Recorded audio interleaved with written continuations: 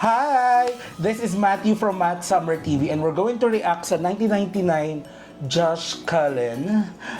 This is the 1999 visualizer. Yes, sabi And- nga daw nila ang 1999 ay may ganap daw na nangyari sa life ng aking bias na si Josh Cullen. Tara, shock. Tebe, aram may multi-personality disorder or bipolar. I'm sorry if I'm diagnosing you, pero parang kahapon, Philip Stan ka. Kagabi ako umamin. Ay, din yung isang araw, Ayun. Philip Stan ka. Tapos ngayon, Josh. Well, Stan kasi ka? kaming mga talagang kaming mga may bias talaga na totoo. Ano kami, we tend to swerve. Hindi kami mga nagpapanggap na mahal lima pero isa lang ang bias. Sarap ng manok. Okay na. Kasi ito yung mga kung ano lang available sa pantry mo. Anyways, yes, we're going to react while we're eating. So, Oo. At saka, syempre, currently, I think nasa Metro Manila na yung bagyo. Instead na mapraning kami, we're just going to be productive. Okay? Okay, let's watch.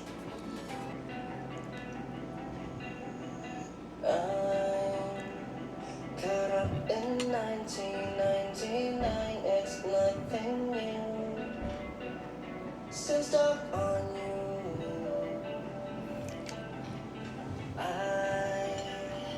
If I could travel back in time to just see you, you know I'll do. Is this a love song? hindi. I just don't know where no matter. 6 years old siya niyan.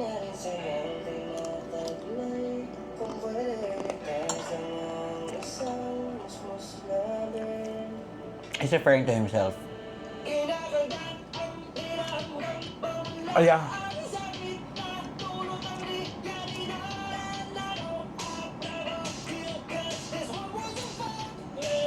Oh my God, I'm not gonna lie. I heard about this Josh performing sa mga clips na napanood ko. 1999 yon. But this is a totally bop. Actually, sis, may napanood pa ako nitong video. Hindi ko pa napapakinggan tong. Never time ko ito mapakinggan. Yun lang, kasi nga, never lang natin pinanood tong visualizer, but we heard about this already. Hindi, we know dapat sa song, pero yung song itself, hindi natin pakinggan. Tapos alam mo ba, English talaga daw to. Sabi ni Josh dun sa video niyang isa, na original English. I think he had some lyrics laid out, but parang he just decided na, sige, Tagalog, itaglish natin. Parang ganun yung atake.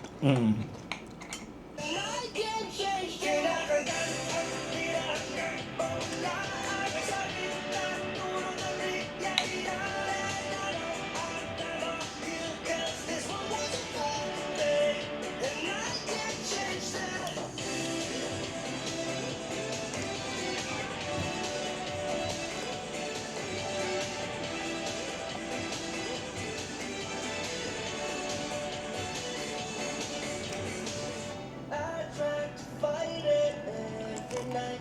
Bulong sa isip, di mawala. Couldn't get someone to help me where am I? So I had to stay away. Bakit ba gusto around my way? Ang di natin sa'yo, di nataglay. Kung pwede ka sa mga isang mas masulabi. Galing ang lyrics.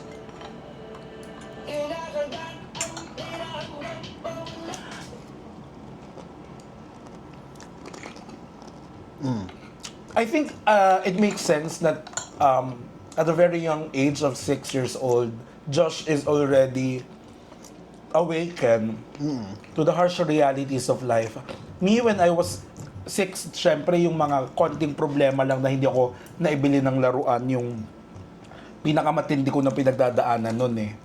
And then of course, some bullying sa school at mga classmates at saka yung mga kalaro mo, yun lang yung problema mo eh. How to fit in. May mga ganun ng aspect yung pagkabata ko. Pero now, knowing Josh Cullen and his story, siguro ito talaga yung kwento niya. There are a lot of things na, well, ako, I relate to Josh in a similar manner na 6 years old, I had to choose between my parents, kung saan ko gusto tumira. I ended up living with my grandmother. That was a decision, actually. Tapos, ang dami na noon. Actually, nag-start dun eh. Ang dami ng moments noon na parang hindi ka na makapag enjoy ng kabataan mo. Kasi you're already... Hindi ko naman i-disregard. Nakakapaglaro ako nun. Pero alam mo yun, meron akong mga decision na parang ginawa ko agad na parang hindi ko pa dapat ginagawa nung time na yun, di ba? So, yeah. Tapos, ang nakakatawa kasi sa kantang to, you know that he's trying to survive even though life wants to fuck him.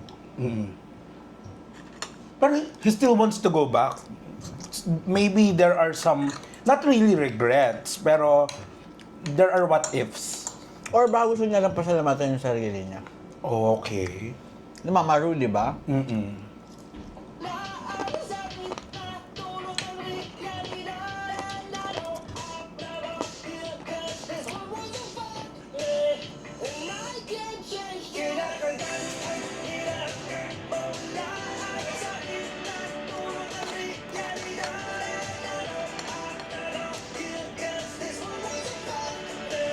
And I can't change that. Yun yung part ni Mama RuPaul tuwing before the finale na yung gustong-gusto ko, yung talking to your younger self. Pero ikaw, if you had a message to your younger self, what would it be? Ako, be courageous. Don't let other words affect you. Don't let insecurity reel in. Kasi ang taas sa insecurity ko noon, nung bata ako. Parang dati, Saan ka insecure? marami. Kasi syempre, as someone naman na hindi naman nagugutom talaga, I mean, hindi naman kami mayaman, pero hindi, middle class, I think lower middle class, may financial hardship. May mga pinsan kasi ako na parang very well off. Pero no shade ha? Mataba ka naman nung bata ka? Hindi. O hindi pa yun yung Hindi pa yun yung stage ng mataba talaga ako. Pero, isa yon siguro, pero more on hindi na 1999 yon. Mga siguro Later 2000, in later life in na. life na Okay. yon. Yung parang, kasi nung bata ka naman, waka pakels, di ba? Until nandiyan na yung mga nagbibiro, mga Pero sa'yo. gender, wala pang bumibiro sa'yo nun. Wala pa. Talaga? Akin kasi madami na eh. Pero kasi hindi nga ako nag-out din eh. So, alam na, I think the world knows na, hey, you're gay and it's okay. Parang ganun naman ako yung child.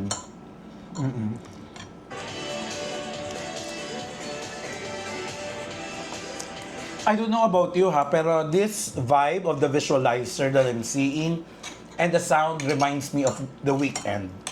Hindi ako narinig yung weekend. Yun lang, parang feeling The Weeknd. And isa yun sa mga nasa playlist ko, yung mga songs ni The Weeknd eh. Parang mga Blinding Lights, gano'n. I wanna know if you're listening. I wanna know if you're happy, hating. I wanna know if you're listening. Even if I can't change that. You know, at a young age, at a young age, Josh could have gone the wrong path. Lalo na't bata ka, tapos you're faced with that, you could have easily made the wrong decisions. Kasi hindi ka naman pwedeng sisihin nun eh, bata ka.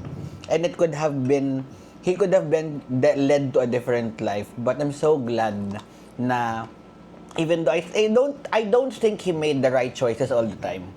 But I think he made the right choices that made him strong. Yeah.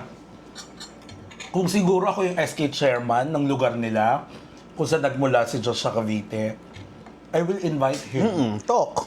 And talk to the youth right now na medyo at loss. True. He is truly an inspiration. And I'm just gonna share this, no?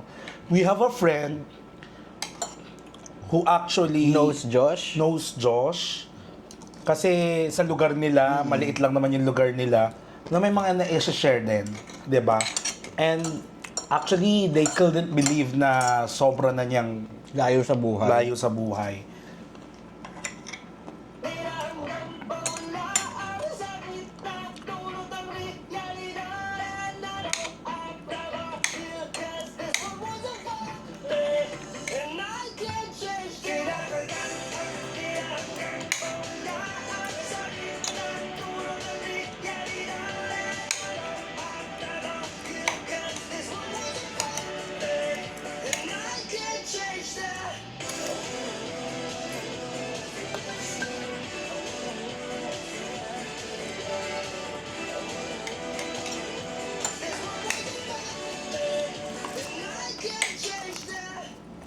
Ganyan?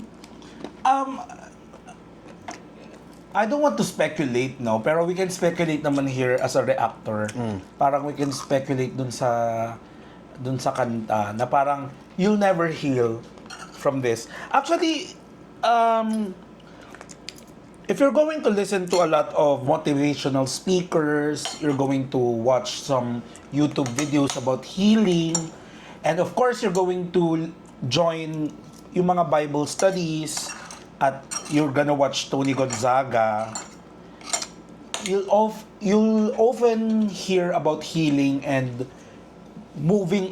Ang naririnig ko lang talaga na ano is you're going to heal, ipagpapasa Diyos mo na lang lahat. Pero I believe I have some traumas in life that I'll never recover from. Ako, yun yung ang siguro lang ang hindi naman ang sa akin ang healing process talaga is accepting that you'll never 100% fully heal. Kasi it's either na maglilive na yan ng scar. Yeah, or I ng think that's the dent. proper term siguro, yung may scar. And it will always not really haunt you, but be Part of you. Part of you. Part of your identity. True. No, kung may tattoo kayo na yun, nakatattoo sa iyo yun. And of course, the hurtful things na nasabi ng mga malalapit kong kaibigan na ngayon, nakatatak pa rin yung mga sinabi nila before. Siguro ano na lang yan. It's a matter of using them as an instrument to move further in life. Parang ganon. Parang, you have choice eh. You have choices now eh. Kaya you can always weaponize them. Tama. And I think in Josh Cullen's case, that's what he's doing. He's weaponizing all of the things that he experienced in life to become who he is now. He's a fully realized artist.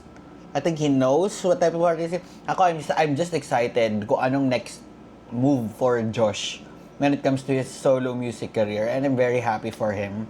Anyway, Before we end this, I just wanna commend the production of the recording. Ang ganda. Alam mo, kaya sinabi ko talaga, umamin na kaagad ako na I heard about this na was because I was watching some of his TikTok videos na kasama yung crowd. So ito yung 1999, no? So parang we support Josh, of course. Please watch some of our reaction videos of him for the Lost and Found album, no? Thank you so much, guys.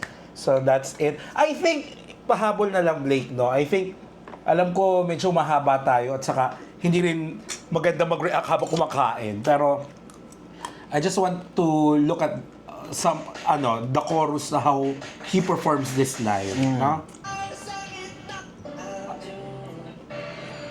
Oh my God.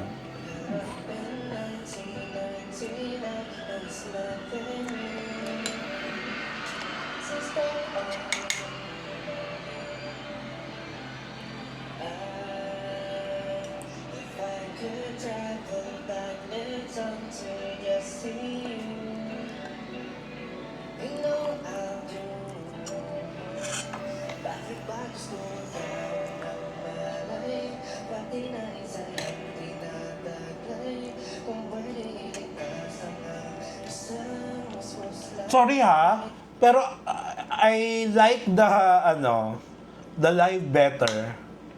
The delivery better sa live performance than the recording.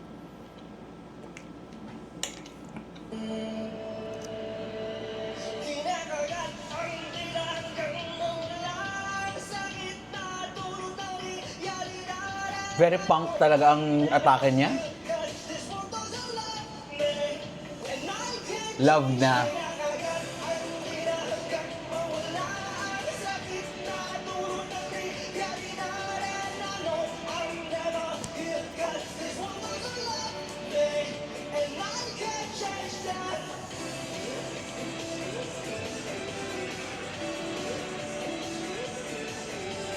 Naiyak siya.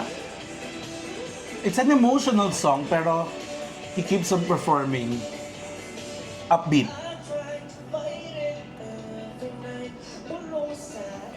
Actually, mga punk song nung age, nung batch natin eh. Ganun siya. Sobrang masakit siya pero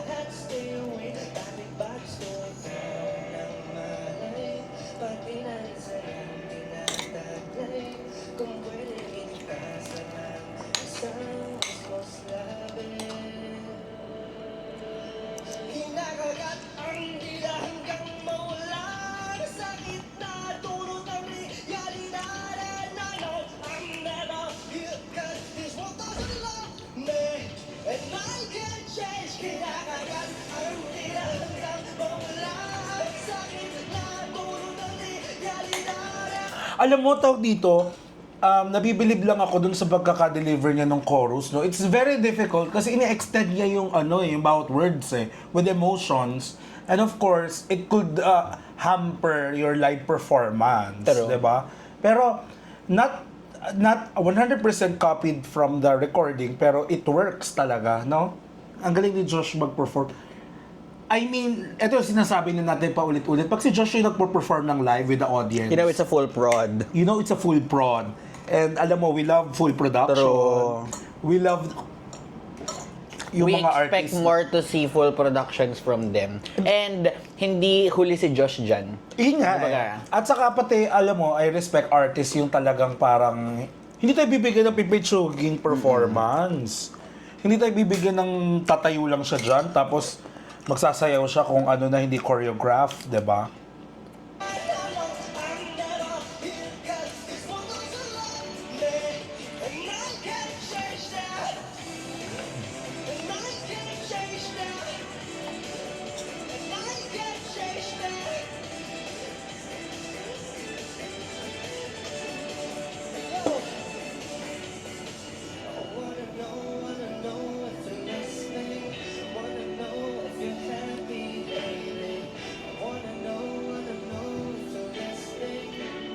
Pwede niyo pa ako sabayan dito?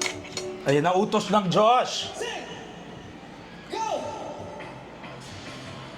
Mawala ang Live vocals! I know I'm never here 'cause it's And I can't change that.